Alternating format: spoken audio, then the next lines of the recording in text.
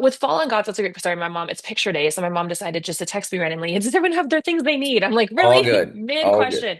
Okay, with Fallen Gods, one of the greatest things I think about this is it's an urban fantasy. So for me, there's a lot of romantasy out there. There's a lot of books where you have different worlds and you're trying to figure out like how the magic system works or how this new, planet works or how these people work together cohesively. And you have a lot of mythologies that have existed for quite a while, just different takes on them. So with the Norse mythology, what I did is I took in and I added in the urban fantasy aspect where what would happen if gods and giants walked amongst us in modern day Seattle. Modern day times, you go to school or you're enrolling in a college university, and your job as an assassin for Odin is to go get Mjolnir or the hammer of Thor back. Like, what would that look like? What would that taste like? What would that feel like?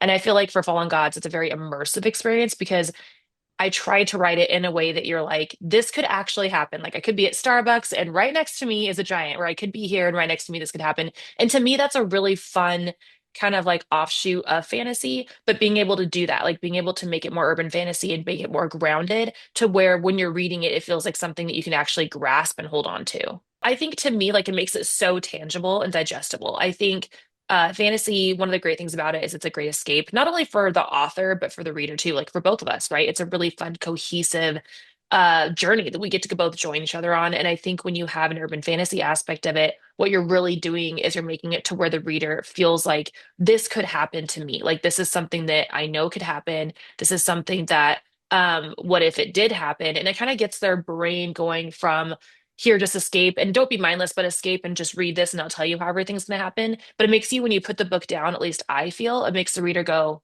but that would be crazy, right? Like, what if? And, like, they start thinking and questioning and wondering, and it kind of goes beyond just that reading experience. And I think for me, like, it's no different than when you're writing mafia or when you're writing suspense, when you're writing things that you have to make it believable for the reader.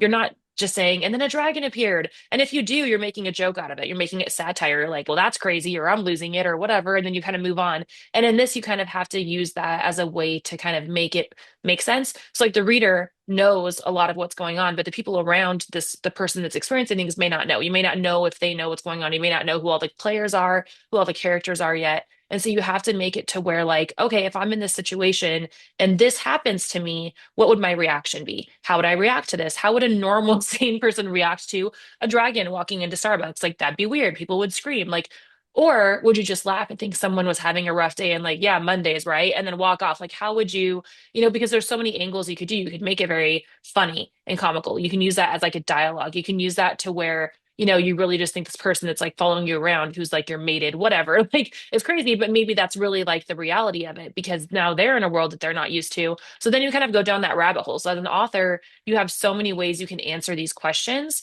and go down that rabbit hole that it makes it more fun. Like makes it just makes all the opportunities present and tangible. And I think as an author, that's the fun part. The fun part is, okay, so a dragon walks into a bar. How do I make this work? Or, Odin and mine is a mob boss. How do I make that make sense? And I'm like, well, it makes total sense because when you write vampires, they're always like really rich, right? Because they've been alive for so long. So it only makes sense that they're really wealthy because they've acquired all this money. And in my mind, I'm like, cool. So Odin, if he's bad, which he is in my book, he's going to want to have his hand on everything. He wants to know the future. He wants to know control. So he's going to naturally go into the criminal underground and be like, cool, I can control people. I can have minions. I can do this. And then in having that, he looks that way. I have him like with the ponytail, with the cane, with like the tattoos on his hand. And he's like this badass looking mob boss. And in my mind, I'm like, yeah, that totally checks out. Odin is like that. That's a really long answer, but I think that's the fun part about it. It's making it make sense. There's a lot of gods. The cool thing about this book is they're hidden. So I have a lot of the storyline where you're trying to figure out, like, okay, in this mindset, what happened is the Bifrost broke. So the giants stole Mjolnir, or Mjolnir, who is sentient, the hammer, went to the giants, which is crazy because that's Thor's actual hammer. Thor is dead. The hammer is now with the giants. We don't know why. You understand as the story unfolds, like why everything happened. The Bifrost is broken, and all the power of the gods and giants comes from Asgard, from the Nine Realms. So with the Bifrost broken, without being able to go by and go back and get like the source of their power, they're slowly dying. And then the rest of the gods and giants that were stuck here during this great war, where Odin, where you find out being bad, was trying to take over Earth, Midgard or whatever. Um, During all of that, like they lost all their power. So you're trying to figure out like who's bad, who's good, who's awake, who's not awake. And that's part of the entire storyline is she's realizes that she has to wake a sleeping giant, basically. And in all of the Norse mythology, you know, all the lore, the giants and the Asgardians always had beef with each other. They were always the stronger of all the realms that could actually fight Asgard were the giants. And because of Loki and because of that whole part that he plays and kind of being adopted, you know, by Odin or going, you know, into the realm, you have that kind of beef with them too. And so I kind of brought that into where you have like the two big bads that are fighting each other, but then you have to question like, why would a sentient, perfect weapon decide to leave the gods? Like, what did they do that was so bad that it chose to actually not only break the Bifrost and like trap people here, but it chose to keep itself hidden. So I kind of unleashed all of that too, with the different players that are in this. And so as you kind of read the story and learn what's going on, you kind of see like what gods are awake, what gods aren't, what giants are there. And I definitely bring in a lot of the lore, but it's kind of hard because there's so much there that I didn't want to like unravel it all and be like, and then this is the world that we live in. So a lot of it is an experience as you read. I slowly pull those threads for people to understand and see. And there's definitely a lot of like guessing and a lot of surprises in there. So Eric is the grandson of Ymir, who is the giant of all giants, like the last remaining giants. I always say like think like Titans, think like if you think like Greek mythology, like the Titans that were like pushed away, Ymir would be like the god of the tides, right? He's like the last one. Like Ymir in Norse mythology is the giant that Odin destroyed and used his body parts to create the world, to create the earth. Like his arms are the mountains, his blood is like the milk that carries the seas. Like Ymir was like the big, big, big bad, right? So that is Eric's grandfather, and he is actually Sigurd, who you see on page like as the dean of the university and the other warring family and mob boss. So you see him right away. That's his grandson. You know, immediately he has tons of power.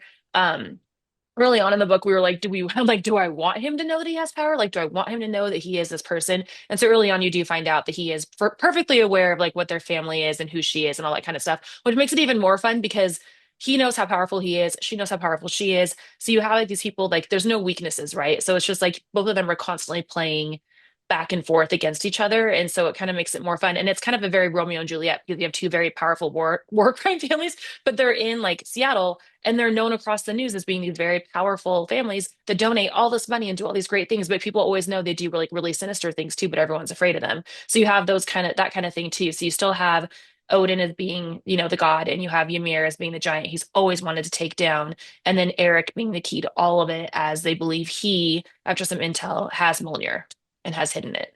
You know, Seattle made sense to me. My grandpa on my dad's side is Norwegian, and his family came here from Norway, and they ended up settling in Seattle. And Seattle, in my brain, looking up at pictures of Norway and like just like the mountains and everything, I'm like Seattle's like in my brain the only way that like it looks the same with like the mist. They have the ice caves. They have all these really cool things geographically that in my mind I'm like cool. That'd be a natural place for them to settle. There's also a lot of really cool like geographical things that are landmarks in Seattle that I used that I was like that would be cool, or that I could justify Vikings coming here. I could justify this. I could justify that. And so the other thing is my grandparents on my mom's side had a house on Lake Stevens, and when I was a kid, I thought that they lived in like they didn't, but I thought they lived in like this huge mansion because I was so small, right? And it was this huge like house, and it was like built like on the side of like right on the lake, but on the side of like this hill. And on this hill, there was like all these trees, and like they weren't allowed to build or do anything there. And so all these trees were there. There was like a bridge that you would go over to get to their house.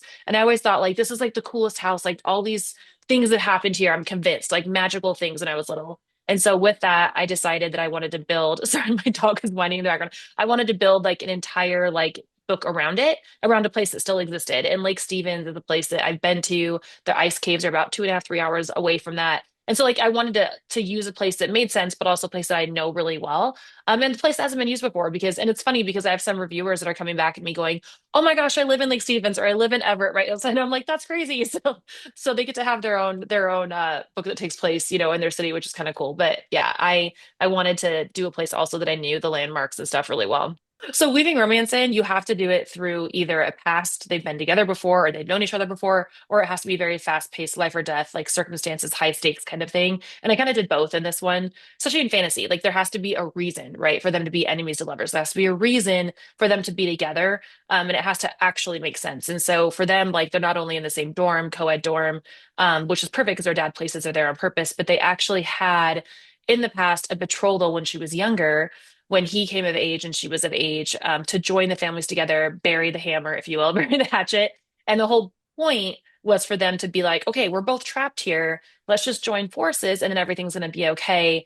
And Eric basically in that one moment where he could have stepped up and like taken on that helm of the family basically rejects her on purpose in order to set her free, thinking that if he says no, that this girl will no longer be under Odin's control and he can give her the life that she wants because he doesn't really care at that point about and his family's legacy about anything. And so he just cares about her. He feels bad for her. And it's the first time his ice really appears as an ice giant and everything. So it's like this whole moment, and you see it in a flashback. So when they come together again, she hates him because she feels like he just rejected her to her face. It was her one chance at that age to like prove herself to her father, and he basically just mocked her, and he was mean about it on purpose to get her to actually leave.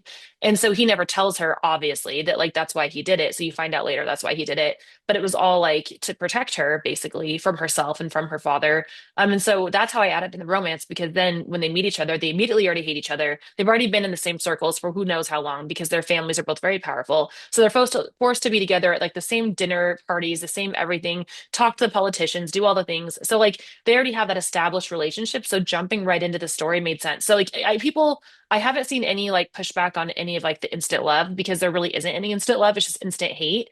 And because they've known of each other for so long, and we have social media and that talk about that and stuff too, about him like blocking her and all that kind of stuff. So like that they know of each other. And so it just makes more sense with the fast paced. And then if you add in the adrenaline, the kind of like end worlding stuff, like having to like save the world, save each other, save themselves, possibly hurt each other, because in the end of this, they are partners, but they both very much say that they will kill each other. So like you have this whole like we have a truce for now, but in the end, we're back to our own sides. And so I really feel like having all those high stakes and those things in there bring in a very delicious romance because as they get closer, it's like this fight of push and pull, and that line of love and hate is very thin. And that's my favorite kind of romance to read because it feels real.